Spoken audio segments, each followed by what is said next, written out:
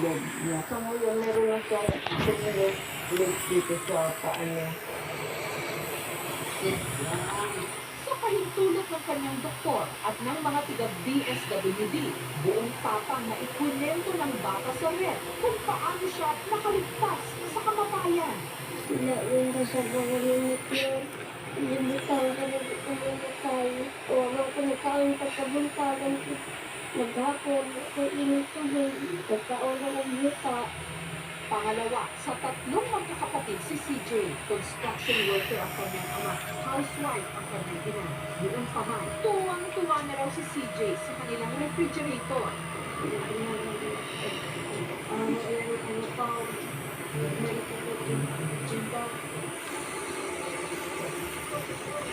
Hanggang nito lang April 11, sa kasagsagan ng bagyong Agaton, sunod-sunod na nagka-landslide.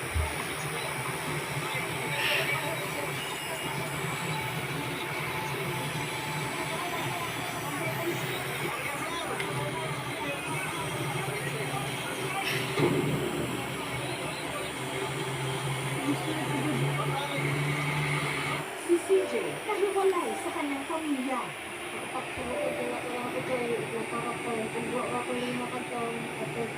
Pero matapos ang ilang oras, di pa lang may nakakita sa kanya.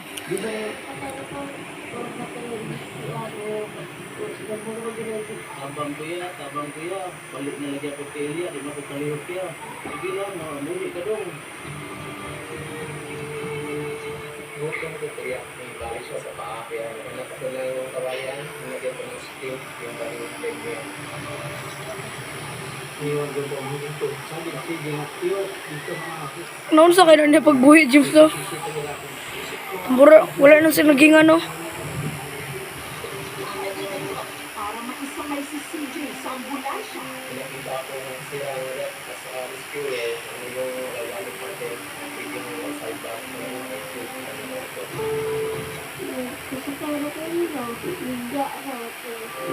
Habang hinihintay ang rubber boat, 3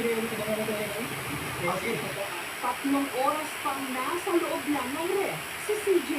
Hindi ka nito, hindi ka kita ka mas, bali ako ko eh.